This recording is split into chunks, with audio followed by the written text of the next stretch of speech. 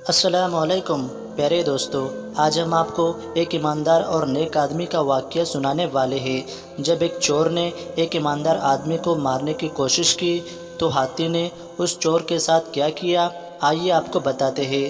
لیکن اس سے پہلے آپ تمام سے گزارش ہے کہ آپ نے اب تک اگر ہمارے ویڈیو کو لائک نہیں کیا ہے تو ابھی لائک کر لیں۔ اگر آپ ہمارے چینل پر نئے ہیں تو ہمارے چینل کو سبسکرائب کرنا نہ بھولیں اور آئندہ آنے والی ایسی ہی دلچسپ اور معلوماتی ویڈیو کی نوٹیفیکیشن کے لیے بیل آئیکن پر کلک کرنا نہ بھولیں۔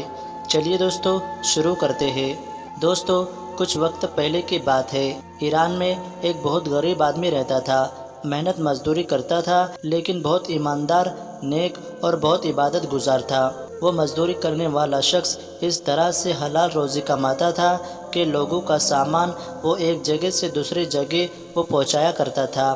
اب کیونکہ وہ ایماندار تھا، نیک دل تھا، تو لوگ اپنا قیمتی سے قیمتی سامان چاہے وہ کتنا ہی قیمتی کیوں نہ ہو اس کے ذریعے ہی دوسری جگہ پر پہنچایا کرتے تھے۔ اور جیسا وہ آدمی خود تھا، اس نے اپنے بیٹے کی تربیت بھی ویسے ہی کی تھی، لیکن اس بچے کی ماں نہیں تھی، یعنی اس کی بیوی کا انتقال ہو گیا تھا۔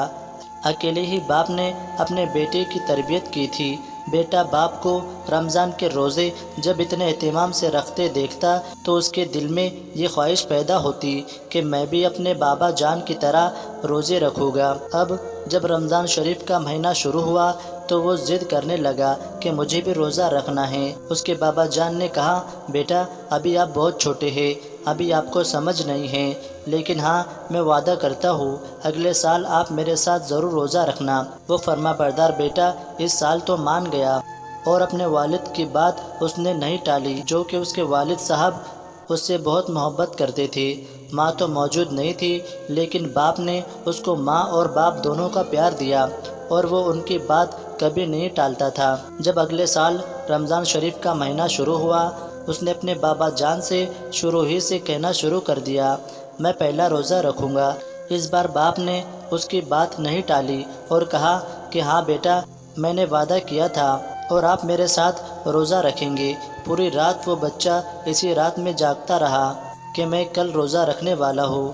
جیسے ہی سحری کا وقت شروع ہوا تو اس نے اپنے والد کو جگایا اور کہا کہ ابو سحری کا وقت ہو گیا ہے، چلیے میرے ساتھ سحری کیجیے۔ دونوں باپ اور بیٹے نے سحری کی اور مسجد میں نماز پڑھنے کے لیے چلے گئے۔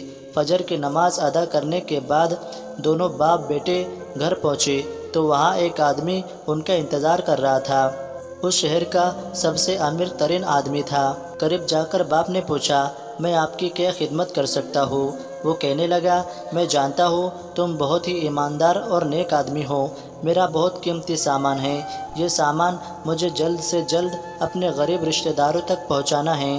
اگر تم میری بات کو مانتے ہو یعنی میرا سامان پہنچاتے ہو تو میں تمہیں اس کے علاوہ بہت سارا انعام بھی دوں گا، اور میری یہ مجبوری ہے کہ میں یہ کام تم سے کروا رہا ہوں، لیکن اس وقت میں تم سے زیادہ کسی پر بھروسہ نہیں کر سکتا۔ اب چونکہ وہ آدمی بہت نرم دل تھا، وہ کہنے لگا، ہاں یہ کام میں آپ کا کر دوں گا، آپ کا یہ کام انشاءاللہ ہو جائے گا۔ باپ نے بیٹے کو دیکھا تو بیٹا بہت اداس تھا، لیکن باپ نے سمجھایا، بیٹا یہ تو میرا کام ہے اور آئے ہوئے کام کو چھوڑنا اس طرح سے ٹھیک نہیں ہے، انشاءاللہ افطار تک تمہارے پاس واپس آ جاؤں گا۔ اور یوں وہ آدمی سامان اپنے کاندھے پر لاد کر وہاں سے چل پڑا۔ جب وہ سامان لاد کر جا رہا تھا، راستے میں درخت کے نیچے ایک آدمی اسے نظر آیا جو بہت بیمار لگ رہا تھا۔ اس کے قریب جا کر جب اس سے پوچھا، بھائی سب خیریت سے تو ہے؟ کیا بات ہے؟ وہ شخص کہنے لگا، میں بہت بھوکا ہوں، 2 دن سے میں نے کھانا نہیں کھایا ہے، میں بیمار بھی ہوں، اگر تمہارے پاس کچھ کھانے کو ہو تو مجھے دے دو۔ اس نے کہا، میں تو روزے دار ہوں، میرے پاس کھانے پینے کا کوئی سامان نہیں ہے۔ اس نے کہا، تم کہاں جا رہے ہو؟ اس نے جگہ بتا دی کہ مجھے فلاں جگہ پر یہ سامان وہاں لے جانا ہے۔ یہ سن کر وہ شخص کہنے لگا، ارے مجھے بھی وہاں جانا ہے جہاں تم جا رہے ہو، چلو مجھے بھی تم اپنے ساتھ لے چلو، لیکن مجھے سواری پر بیٹھا دو کیونکہ میں چل نہیں سکتا ہوں، چاہے تو پیسے لے لو۔ تو وہ نیک آدمی کہنے لگا، نہیں پیسے کی کوئی بات نہیں، چلو میں تمہاری مدد کرتا ہوں، تم میرے ساتھ چلو۔ اب اس نے اس آدمی کو کھچر پر بیٹھا دیا اور خود پیدل چلنے لگا۔ کافی دور چلنے کے بعد دو راستے ان کو نظر آئے۔ بیمار آدمی نے کہا، کون سی راستے چلنا ہے؟ وہ ایماندار آدمی کہنے لگا کہ اس راستے سے چلنا ہے، کیونکہ میں اسی راستے سے آتا جاتا ہوں۔ اس بیمار آدمی نے کہا، ارے چھوڑو یہ راستہ، یہ بہت لمبا راستہ ہے، میں تمہیں قریب کا چھوٹا راستہ بتا دیتا ہوں، وہاں سے تم بہت جلدی پہنچ جاؤ گی۔ تو وہ نیک آدمی کہنے لگا، ہاں یہ تو صحیح کہہ رہا ہے، ویسے تو مجھے جلدی ہی یہ کام کرنا ہے، میرا بچہ گھر میں میرا انتظار کر رہا ہے۔ اس بیمار آدمی کے کہنے پر وہ اس کے بتائے ہوئے راستے پر چل پڑا۔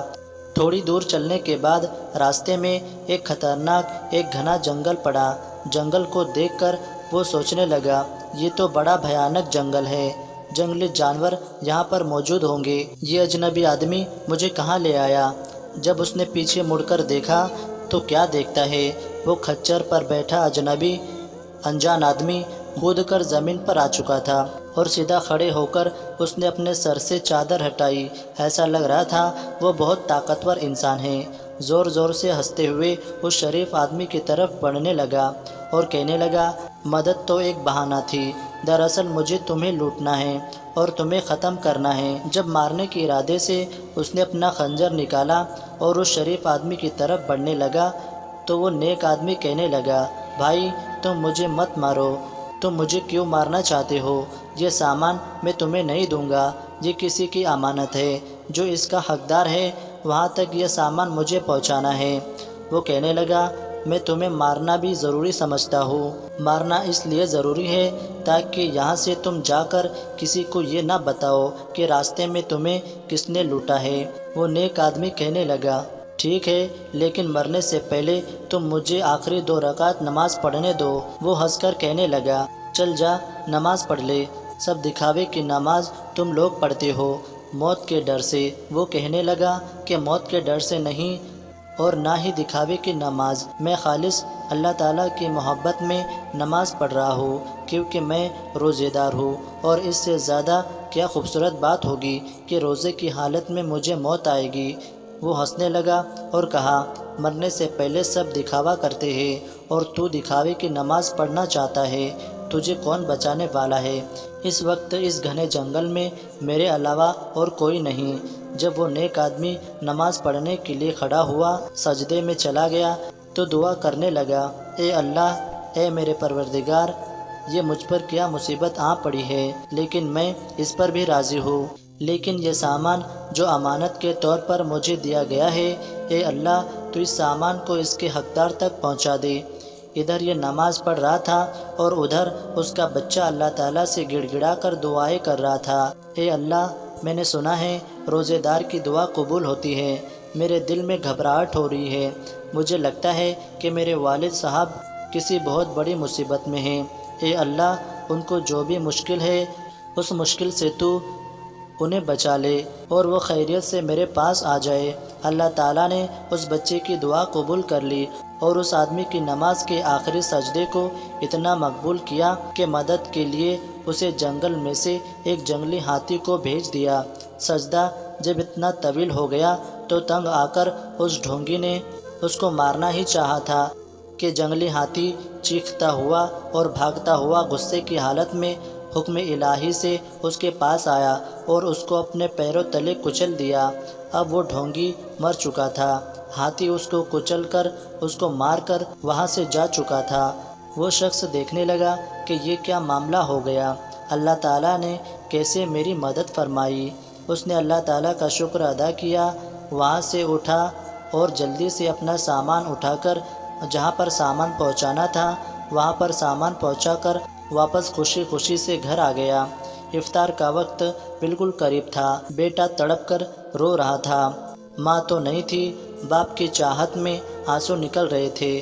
باپ کو جب بیٹے نے دیکھا تو ان سے لپٹ گیا اور پھر یوں دونوں نے خوشی خوشی افطار کی اور اللہ تعالیٰ کا شکر ادا کیا، اور اس کے بعد وہ اس آدمی سے ملاقات کرنے گیا جس کا سامان اس نے پہنچایا تھا اور اس کو بتا دیا کہ آپ کا سامان خیر و عافیت کے ساتھ پہنچ چکا ہے۔ اس کے علاوہ راستے میں پیش آنے والا پورا واقعہ بھی سنایا۔ اس امیر آدمی نے خوش ہو کر اس شخص کو بہت سارے انعام و اکرام سے نوازا۔ سبحان اللہ۔ دوستو، امید کرتے ہیں کہ یہ واقعہ آپ کو ضرور پسند آیا ہوگا۔ اس ویڈیو سے آپ نے کیا سیکھا، کمنٹ باکس میں جا کر ضرور کمنٹ کریں۔ آپ کے کمنٹ سے ہماری حوصلہ افزائی ہوتی ہے۔ دوستو، اس ویڈیو سے ہمیں یہ سیکھنے کو ملتا ہے کہ انسان کتنا ہی غریب کیوں نہ ہو، اگر وہ نیک ہے، ایماندار ہے، تو اللہ تعالیٰ وہ جہاں بھی ہو اس کی حفاظت فرماتا ہے۔ اللہ تعالیٰ اپنے ایسے نیک اور فرمانبردار بندوں کو نہ کبھی ذلیل و رسوا کرتا ہے اور نہ کبھی کسی طرح کی مصیبت میں انہیں تنہا چھوڑتا ہے۔ ہمیں اور آپ کو بھی چاہیے کہ ہم بحیثیت مسلمان ہمیشہ ایمانداری اور دیانتداری کے ساتھ کام کریں، اپنے آپ کو ہر طرح کے گناہوں اور برائیوں سے بچانے کی کوشش کریں۔ اللہ تعالی ہمیں دنیا میں عزت اور آخرت میں جنت عطا فرمائے گا۔ اللہ تعالی ہم کو ان نیک باتوں پر عمل کرنے کی توفیق عطا فرمائے، آمین یا رب العالمین۔ دوستو، اس ویڈیو کو اپنے دوست احباب کے ساتھ زیادہ سے زیادہ شیئر کریں۔ ملتے ہیں انشاءاللہ ایسی ایک کامیاب ویڈیو کے ساتھ، تب تک کے لیے اللہ حافظ۔